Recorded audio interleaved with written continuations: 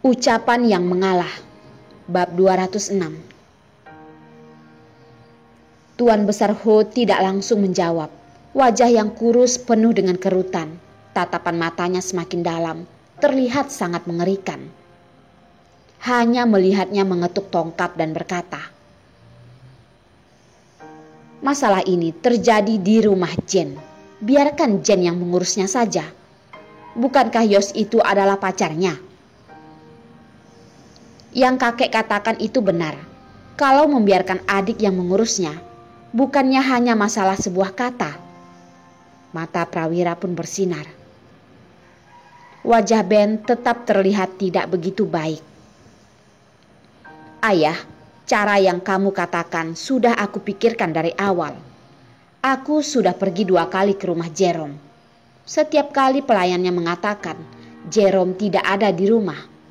Walaupun aku bertemu dengan Gisela juga percuma." Dengan jelas mereka tidak ingin membantu. Apa? Kurang ajar. Prawira mendapatkan masalah di rumahnya, dia masih tidak peduli dan mementingkan pencapaian politiknya. Kalau posisi politik Jerome begitu tinggi, kalau begitu aku yang akan pergi mencarinya. Tuan Besar Ho dengan marah berkata, "Ayah, kamu tenang dulu. Aku pergi tanyakan lagi." Ben tidak ingin hubungan kedua keluarga menjadi canggung. "Tanya apa? Aku adalah mertuanya. Apakah tidak boleh bertemu dengannya?" Tuan Besar Ho sudah memutuskan. Dia dengan marah kembali ke atas. Memikirkan dulu Jerome hanyalah kadir Kota Madaya. Bisa begitu lancar sampai kedudukannya sekarang. Kalau keluarga Ho sudah mengeluarkan berapa banyak uang dan relasi untuk mendorongnya. Jerome jangan pernah berpikir bisa begitu mudah membuang keluarga Ho begitu saja. Begitu Jerome mendapatkan kabar Tuan Besar Ho datang mencarinya, dia pun sangat marah sampai memukul lantai. "Si tua bangka, berani-beraninya mengancamku."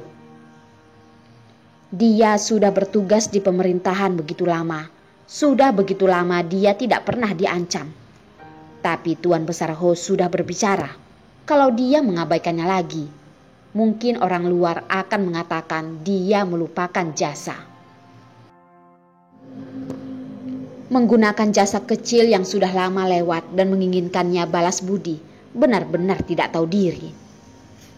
Baiklah, ingin dia membantu, dia akan bantu. Tapi hal yang terjadi seterusnya, jangan harap dia akan ikut campur lagi. Jane hanya bisa dengan terpaksa pergi membicarakannya pada Yos. Di dalam ruangan, Jane sudah duduk setengah jam di sofa, tapi pria yang duduk di meja kerja sama sekali tidak memperdulikannya. Jane benar-benar sudah tidak memiliki cara dan hanya bisa berdiri dan menghampirinya. "Yos, kamu masih marah ya?" Yos sama sekali tidak mengangkat kepala dan terus membereskan berkas yang ada di tangannya. Seperti wanita di sisinya itu tidak ada. Jane tidak menyerah dan berkata, "Yos, aku tahu itu adalah kesalahan abang sepupuku. Aku juga sudah pergi ke rumah sakit untuk meminta maaf pada Darlene. Hari itu, abang sepupuku benar-benar hilap, makanya bisa melakukan hal seperti itu. Kamu berikan kesempatan sekali lagi padanya ya." Mendengar nama Darlene, gerakan pena Yos langsung terhenti. Perlahan melepaskan berkas yang ada di tangannya. Tatapannya melihat ke arah Jane dengan nada yang sangat tenang berkata, "Memberikan kesempatan lagi padanya? Aku rasa dia sama sekali tidak perlu." "Tidak, bukan seperti itu. Yos, dia benar-benar sudah menyadari kesalahannya. Beberapa hari ini dia terus datang ke rumahku, terus memohon pengampunanmu. Apa yang harus dia lakukan agar kamu bersedia mengampuninya?" Jane melihat Yos sudah mulai beraksi. Terlihat sedikit harapan di wajahnya. Mengampuninya? Apakah dia sudah salah cari orang? Dibandingkan dengan hal yang dialami wanita kecil itu, tidak hanya bisa diselesaikan dengan kata maaf yang begitu mudah. Semua ini hanyalah permulaan. Mata Jane berputar, langsung mengerti dengan maksud Yos. Dalam hatinya penuh dengan rasa dendam dan cemburu. Yos sedang membantu wanita itu, tapi sekarang bukanlah saatnya untuk marah. Abang sepupuku juga ingin pergi meminta maaf pada Darlene. Hanya saja dia malu untuk menemuinya. Kamu tenang saja, aku pasti akan menyuruhnya meminta maaf pada Darlene. Yos, kamu maafkan kakak sepupuku sekali ini saja ya. Aku berjanji, lain kali dia tidak akan berani lagi. Yos menatap dandanan di wajah Jane dalam waktu yang lama. Tersenyum sinis. Di tatapan Jane yang terkejut, dia perlahan berkata, "Baik. Memaafkannya ya boleh saja, tapi dia tidak berani berjanji untuk tidak melakukan hal lain." Sebenarnya membuat Prawira di penjara adalah kebaikan yang bisa dia perbuat. Kalau Prawira tidak bersedia mematuhinya, maka dia juga memiliki caranya sendiri untuk membuatnya menyesal seumur hidup. Seperti saat itu dia tidak sampai tepat waktu.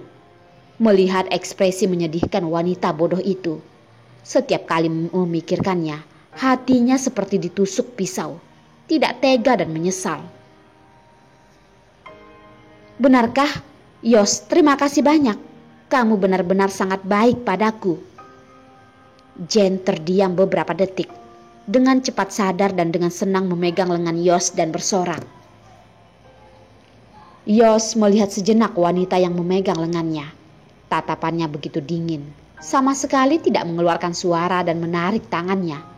Dengan dingin berkata, "Kamu pulanglah dulu." "Yos," Jane dengan tidak tega memanggilnya. Masalah Prawira dengan begitu mudah diselesaikan. Jane sama sekali tidak merasa senang, malah menjadi semakin tidak tenang. Dan dia barusan datang berapa lama, Yos sudah mengusirnya. Apakah Yos masih marah karena hal itu? Yos dengan tidak berkompromi berkata, "Aku masih harus mengurus hal lain." Melihat bayangan pria yang tinggi tegap, tidak tahu dari mana keberanian Jane tiba-tiba memeluk punggungnya yang lebar, dengan lembut dan menyedihkan berkata, "Yos, kamu jangan menolakku seperti ini ya. Aku benar-benar sangat mencintaimu." Di saat Jane mendekatinya, tubuh Yos menjadi kaku, melepaskan tangan yang memeluknya dengan suara rendah dan dingin. "Ini adalah kantor."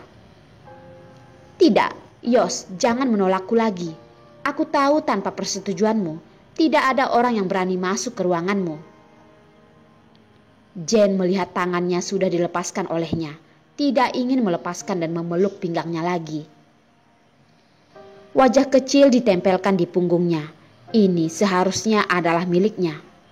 Darlene si keji itulah orang yang ketiga yang tidak tahu malu. Dia tidak ingin terus begini saja. Dia ingin lebih banyak lagi.